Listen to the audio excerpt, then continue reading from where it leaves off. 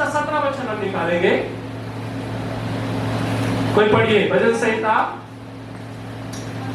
145 का 17 वचन। यहोवा अपनी सब गति में धर्मी और अपने सब कामों में करुणामय है। Praise the Lord, hallelujah. सब लोग निकालिए भजन संहिता 145 का 17। हाँ पढ़िए।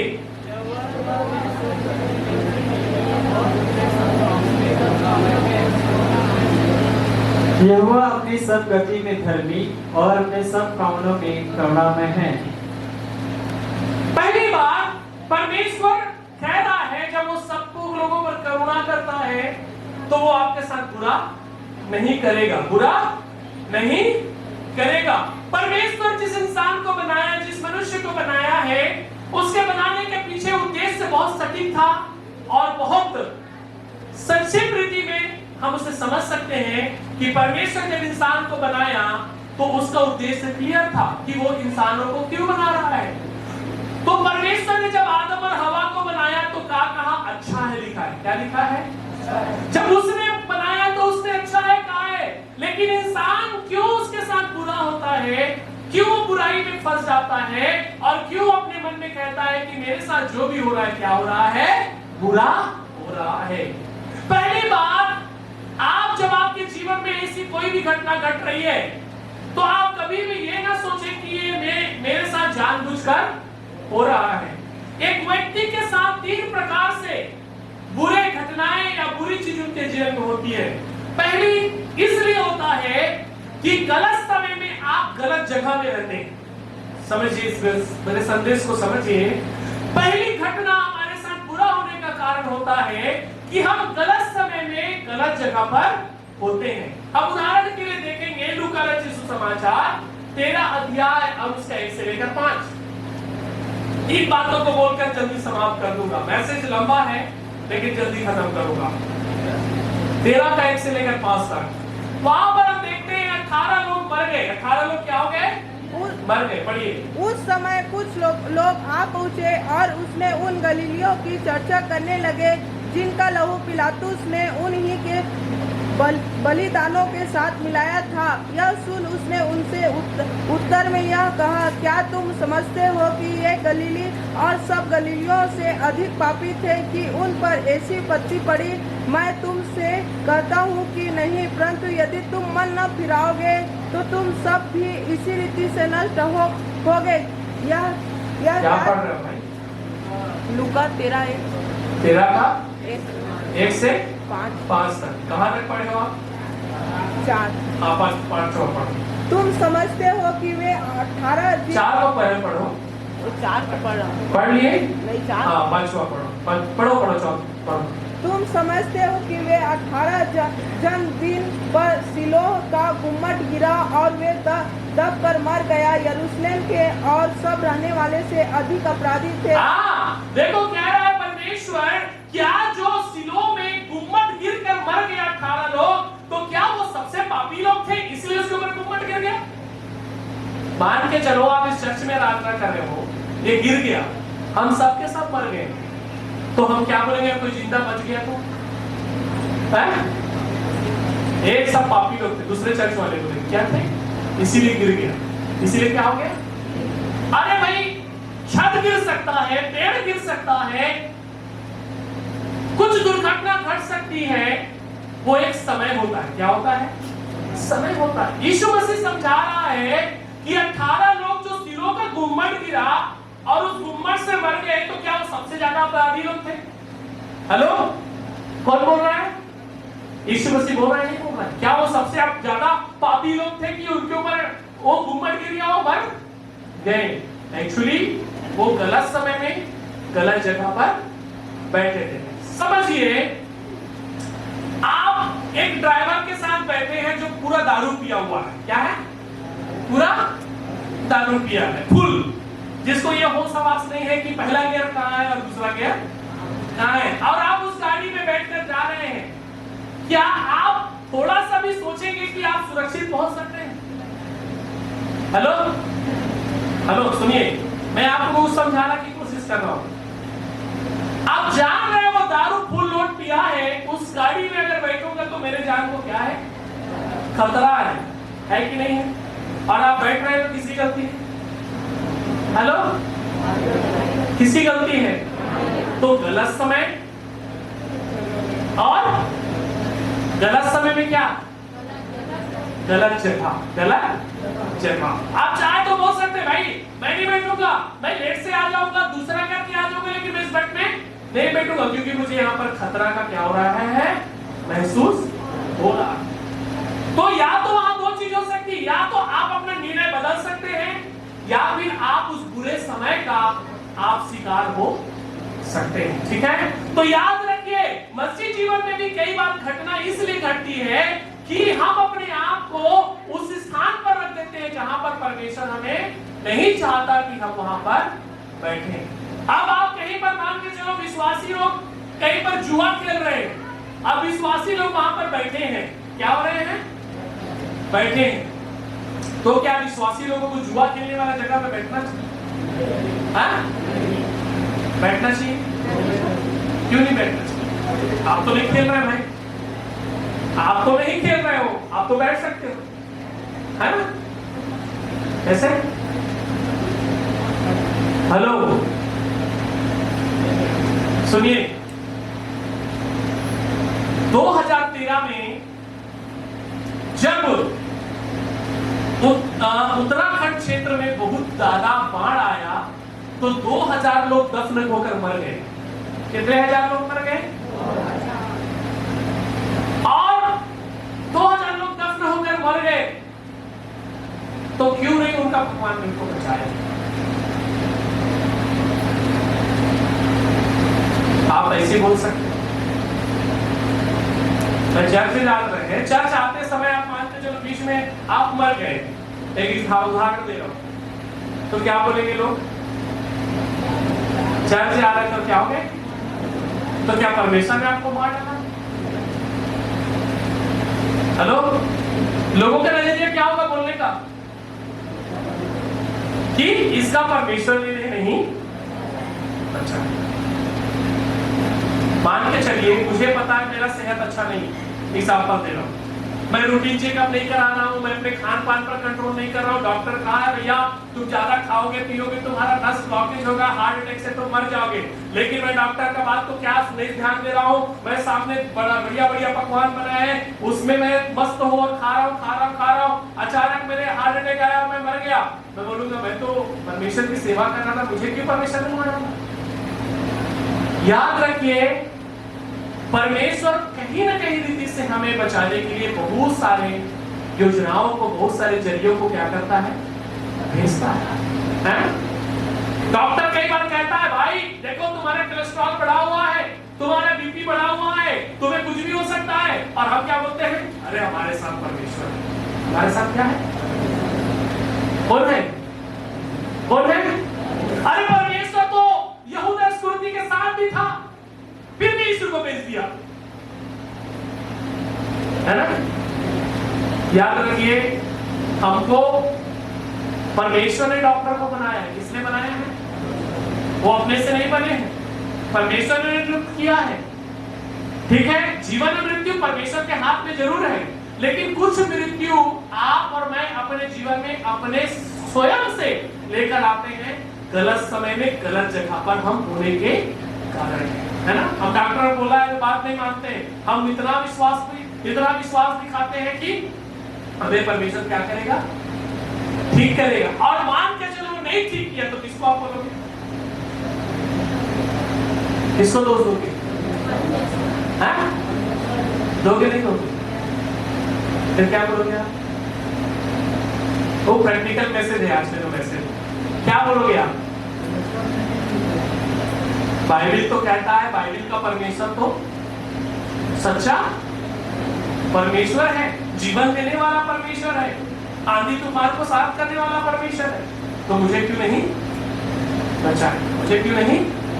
याद रखिए परमेश्वर गलत चीजों में साथ नहीं देगा आपको। परमेश्वर गलत चीजों में, आप दारू पियोगे और परमेश्वर बोलेगा मुझे बचा ले, नहीं हो सकता है, नहीं हो सकता है।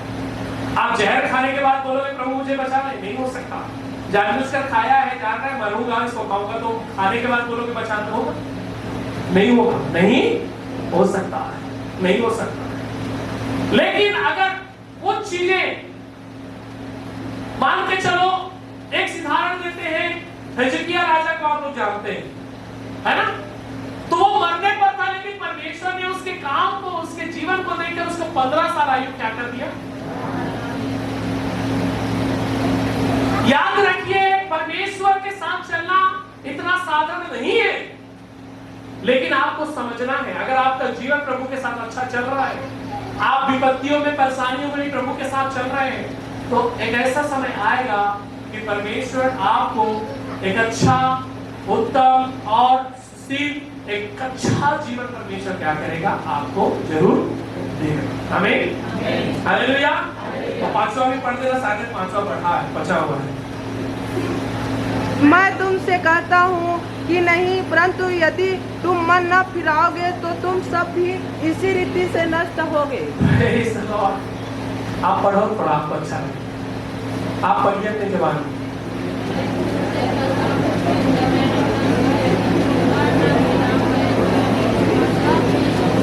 नहीं, ऐसा नहीं पढ़ना, मैं बता रहा हूँ कैसे पढ़ना। परमेश्वर मुझसे कहता है, किससे कहता है? पढ़िए, परमेश्वर राजकरण से कहता है, अपना नाम लेकर बोलिए। परमेश्वर राजकरण से कहता है कि नहीं, परंतु यदि मैं न मन फिराऊं तो मैं भी इसी रीति से नष्ट हो जाऊंगा। समझ रहे? मसीह जीवन में एक अच्छा मन लेकर चलना बहुत जरूरी है। पाप भरा मन अगर आप लेकर चल रहे हैं, आपके जीवन में परिवर्तन नहीं हो रहा है, बदल नहीं रहे हैं आप, परमेश्वर का वचन सुन के आपके अंदर परिवर्तन नहीं आ रहा है, बदलाव नहीं आ रहा है, तो आप कहीं न कहीं आप ढीठ हो गए हैं, हठीले हो गए हैं। आपको अपने आप को बदलने की क्या है? जरूरत है। Praise the Lord, hallelujah, hallelujah. तो क्या चीज करने की जरूरत है? मन, स्थान तो बदल लिया। पहले मंदिर में जाकर बैठते थे, पहले चौका आरती करते थे, आज चर्च में आकर बाइबल पकड़ के आ रहे हो। लेकिन जैसे मैंने शुरू में कहा, आप तो यीशु के पास आ गए हो, लेकिन यीशु आपके पास, आपके अंदर आया है कि नहीं? ये हमें जरा टटोलने की क्या है? जरूरत है ना? इसीलिए परमेश्वर चेलों से क्या कहता है? हे अल्प विश्वासियों, मैं कब तक तुम्हारी सहता रहूंगा, कहता है। हालेलुया, आमीन।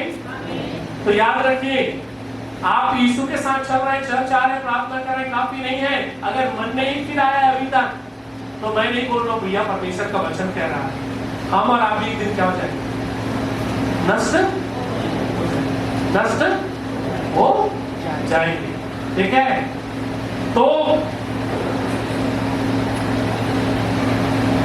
हमारा परमेश्वर कौन है?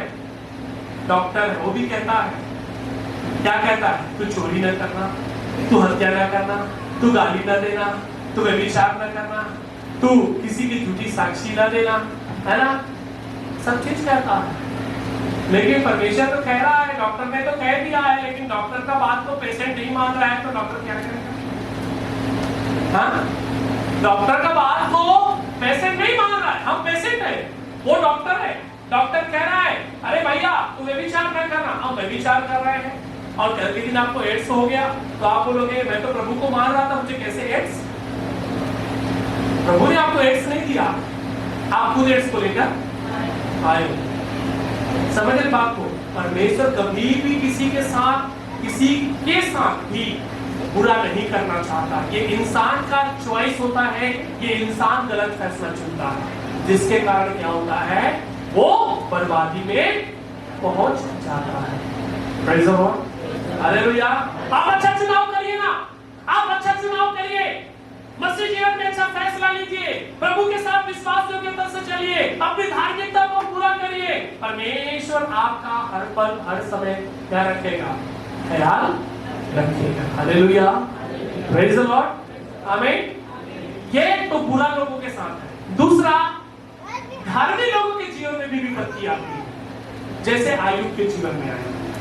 हेलो, आयुब के जीवन में है ना, आयुब बहुत प्रार्थना करने वाला व्यक्ति था, आयुब बहुत दान देने वाला व्यक्ति था, धर्मी था, खरा था, लेकिन उसके जीवन में क्या हो गया? ऐसा समय आया कि उसको पूरे शरीर में क्या हो गया? क्या हो गया? क्या हो गया? घाव हो गया, फोड़ा हो गया, फुंसी हो गया। अब आप क्या कहेंगे आयुब को? वो तो धर्मी व्यक्ति था, उसके जीवन में क्यों विपत्ति आई? हेलो, तो इसी में आपको फर्क को समझा रहा हूं। बुरे व्यक्ति के जीवन में विपत्ति उसकी बुराई के कारण आता है। किस कारण आता है?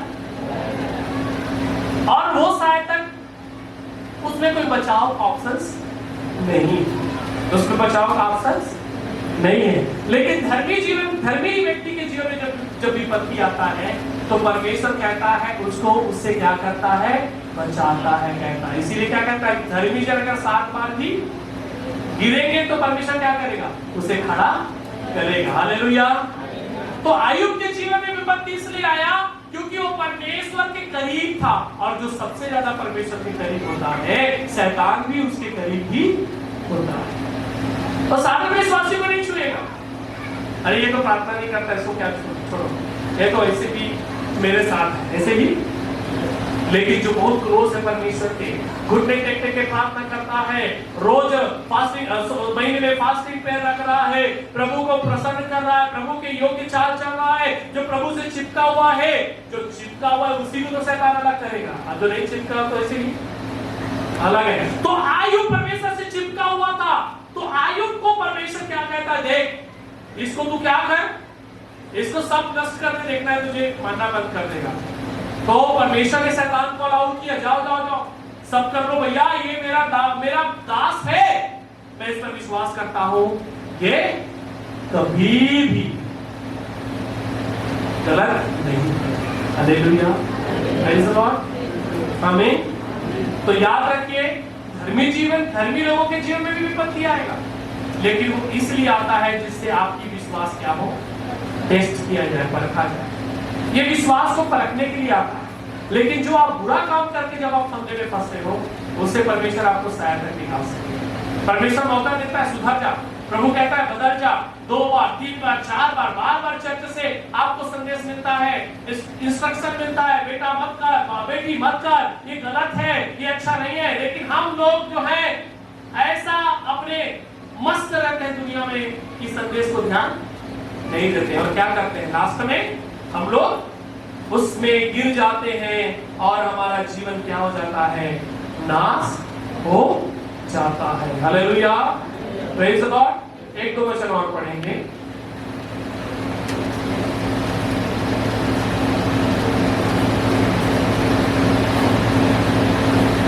रोमियो 7 का 21 से 23।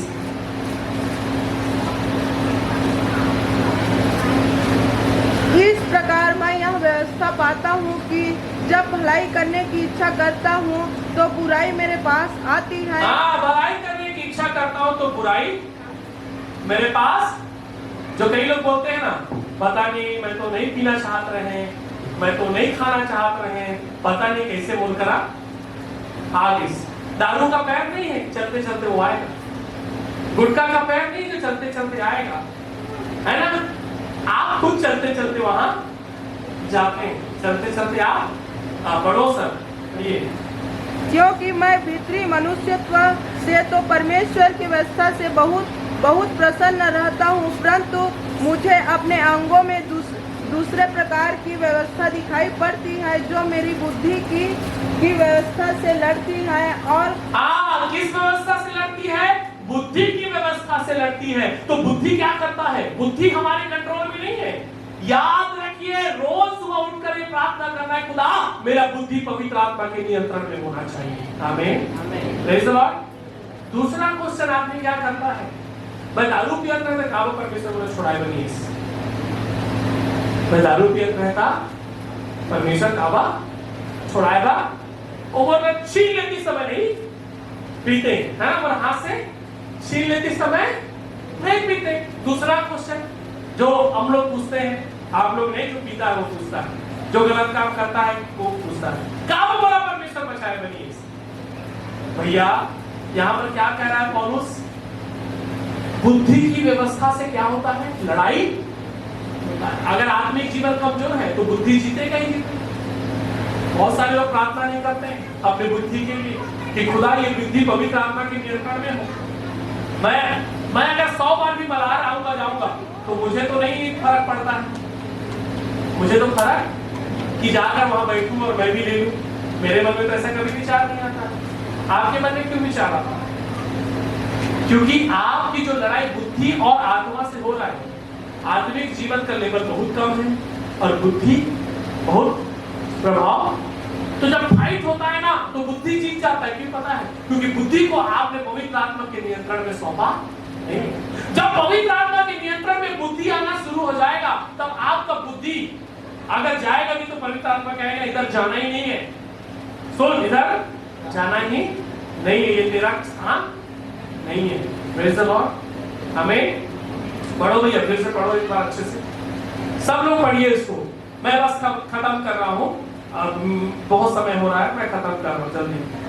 मैं परंतु मुझे अंगों में ध्यान से मैं आपके लिए पढ़ता हूँ। परंतु मुझे अपने अंगों में दूसरे प्रकार की व्यवस्था दिखाई पड़ती। बहुत अच्छा लगता है क्या लिखा है पौलुस ने, परंतु मुझे अपने अंगों में दूसरे प्रकार की व्यवस्था दिखाई तो मेरी बुद्धि की व्यवस्था से लड़ती है और मुझे पाप की व्यवस्था के बंधन में क्या कर देती है?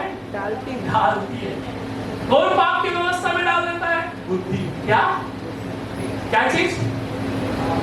कौन सा बुद्धि? जो खुरापाती बुद्धि आपके अंदर है ना। जब आपके साथ कोई बुरा करता है तो आता है कि नहीं सोच, एक मैं मर्डर कर देते तो अच्छा होता। आता है कि ना? कहां से आता है? आप तो चर्च आ रहे हो। कई बार एकदम गुस्सा सो जाते, एकदम पकड़ भी लेते हो कभी कभी हथियार, है ना। कहां से आ रहा है ये किसका स्वभाव है? ये आपका बुद्धि है जिससे लड़ाई तो हो रही लेकिन जीत कौन रहा है? और मुझे पाप की व्यवस्था के बंधन में क्या कर देती है? जो मेरे अंगों में। इसीलिए पौलुस क्या कहता है? मैं रोज अपने अंगों को क्या करता हूं? मारता हूं, कूटता हूं ताकि ये वश में रहे। आमीन, प्रेज़ द लॉर्ड। अगर ये लड़ाई जीतना है मसीह जीवन में, अगर एक विजयी जीवन जीना है, मसीह जीवन में एक सफल जीवन जीना है, तो बुद्धि को अपने ऊपर हावी होने ना दे, पवित्र आत्मा को आपके अंदर हावी होने दे। Praise the Lord. पवित्र आत्मा आपका बुद्धि को नियंत्रण करना चाहिए। जहां गलत हो रहा है, जहां ये बुद्धि गलत की ओर खींच रहा है, पवित्र आत्मा उसी समय आपको क्या करेगा? नियंत्रण में करेगा। Praise the Lord. नेक्स्ट 24 पढ़ना भाई। मैं कैसे अभागा मनुष्य हूँ, मैं कैसा अभागा मनुष्य हूँ, मुझे इस मृत्यु की देह से कौन छुड़ाएगा? हमारे प्रभु यीशु मसीह के द्वारा परमेश्वर का धन्यवाद हो। इसलिए मैं आप बुद्धि से तो परमेश्वर की व्यवस्था का, परंतु शरीर से पाप की व्यवस्था का सेवन करता हूँ। Praise the Lord, hallelujah. शरीर में दो क्रिया है। आत्मिक क्रिया करने के लिए परमेश्वर ने आत्मा को दिया है। शरीर की क्रिया करने के लिए क्या बनाया है? शरीर बनाया है। लेकिन ये शरीर हमेशा गलत चीजों पर हावी होकर जीत जाता है। हमेशा हमें शर्मिंदगी कर देता है परमेश्वर के सामने। झूठ बोलने में भी वश कर देता है, गलत करने में भी वश कर देता है, घूस लेने में भी वश कर देता है, किसी की चोरी करने में भी वश कर देता है, किसी को आत्मघात करने के लिए भी वश कर देता है, चर्च नहीं जाने के लिए भी वश कर देता है, प्रार्थना में नहीं जाने के लिए भी वश कर देता है। शरीर इतना हावी है, अगर आप इस शरीर पर काबू पाना नहीं सीखेंगे तो ये आपका जान भी ले सकता है। इसीलिए तो लेता है। जब लोग फ्रस्ट्रेशन में आते हैं, फ्रस्ट्रेशन समझते हैं क्या होता है हिंदी में? तनाव। क्या चीज? तनाव में आते हैं तो लोग क्या पीते हैं? शराब नहीं, जहर। क्या कहते हैं? हैं? वो पत्नी से लड़ाई होता है तब शराब पीते हैं, और ऐसे में जहर पीते हैं, और नहीं काम चलता है तो फिर ऊपर से कूद। तो शैतान क्या बोलता है? एक सीढ़ी चढ़ा है, अभी 10 सीढ़ी मंजिल नहीं आए ऊपर तक, यहां से कूदेगा तो हड्डी टूटेगा भाई, और 2-3 मंजिल जा। शैतान बोलता है नहीं नहीं, यहां से टूटेगा, बचने का भी चांस है, थोड़ा और 10वें माले पर, अब यहां से कूदेगा तो कूद जा। क्या कर, थोड़ा सा लेके खेत में छींटने वाला दवाई को, इससे काम नहीं होगा, पूरा पी जा। शैतान क्या बोलेगा? पूरा पी जा, और पूरा पीने के बाद तो शैतान क्या बोलता है? जब आप फ्रस्ट्रेशन में होते हैं तो आपको गलत दिशा दिखाता है। क्या करता है? आपको गलत दिशा दिखाता है। और आज बहुत सारे मसीह लोग भी सुसाइड कर रहे हैं, है ना? सब बाहर के लोग तो करते ही हैं, मसीह लोग भी सुसाइड कर रहे हैं। कारण क्या पता? आत्मिक जीवन में बहुत ज्यादा कमी है, प्रार्थना नहीं करते हैं, वचन नहीं पढ़ते हैं। केवल संडे का वचन और प्रार्थना में अगर आपका यकीन है और बाकी दिन आप ऐसी अपनी जिंदगी जियोगे, शैतान आपको धीरे धीरे धीरे धीरे करके अपने माया जाल में फंसाएगा, और आप क्या करोगे? फंस जाओगे। मकड़ी देखा है? हेलो, मकड़ी देखा है? मकड़ी क्या करता है? पहले जाल बुनता है। क्या बुनता है? क्या बुनता है? जाल बुनता है, और जाल बुनने के बाद चुपचाप रहता है वहां। क्या रहता है वो? चुपचाप। और जैसे ही कोई उसमें चौड़ा सा पांव रखता है, उसको पता चल जाता है कि तो शिकार क्या हो रहा है, आ रहा है। शिकार क्या हो रहा है? वो तब तक कुछ नहीं करता जब तक वो जाकर चिपक न जाए। किसमें? जाल में। जैसे जाल में चिपकता है तब मकड़ी आता है, फिर उसको पता चल गया कि अब फंदे में फंस, और क्या करता है? उसे तो पहले घुमाता है, घुमाकर उसको फिर से लपेटता है। किससे? अपने जाल से, ताकि ये भाग। वैसे होता है, पाप धीरे धीरे करके आपके जीवन में आता है, बुराइयां धीरे धीरे करके आपके जीवन में आता है, फिर वो आपको लपेटता है, फिर आपको ऐसा लपेटता है कि आप छूट नहीं पाते, आप छूट नहीं पाते, और आपका विनाश हो जाता है। अच्छा मसीह परिवार, कई ऐसे मसीह परिवार हैं, अच्छा प्रभु ने आशीष दिया था, लेकिन धीरे धीरे धीरे उन लोगों के जीवन में श्राप आने के कारण अब नाश हो गए हैं, पूरा बर्बाद हो गए हैं, 1 रुपया नहीं है, कर्ज में है। कारण क्या है? यही है मेरे प्रियो कि आज परमेश्वर हमें एक अच्छा जीवन देना चाहता है, लेकिन हम क्या कर रहे हैं? हम चुनाव गलत करते हैं। प्रेज़ द लॉर्ड, हालेलुया, आमीन। तो क्या करना है? रोमियो 7 के 23 और 24 के अनुसार अपने अंगों को क्या करना है? कंट्रोल करना है। क्या करना है? कंट्रोल करना है। एक वचन और पढ़िएगा, फिर समाप्त करेंगे। मुझे पता है आपको पेट में भी तो खलबली मचा हुआ होगा, ठीक है? पढ़ेंगे रोमियो 5 का 12, रोमियो 6 का 23, रोमियो 6 का 7। इसलिए जैसा एक मनुष्य के कारण पाप जगत में आया और पाप के कारण मृत्यु आई, और इस रीति से मृत्यु सब मनुष्यों में फैल गई, क्योंकि सब ने पाप किया। 5 का 12 पढ़िए, ठीक है। 6 का 23। पाप की मजदूरी क्या है भाइयों? कौन सा वचन पढ़ रहे हो? 6 का 23। आप सब पढ़िए 6 का 23। क्या होता है? पाप की मजदूरी क्या है? पढ़िए आप लोग सब।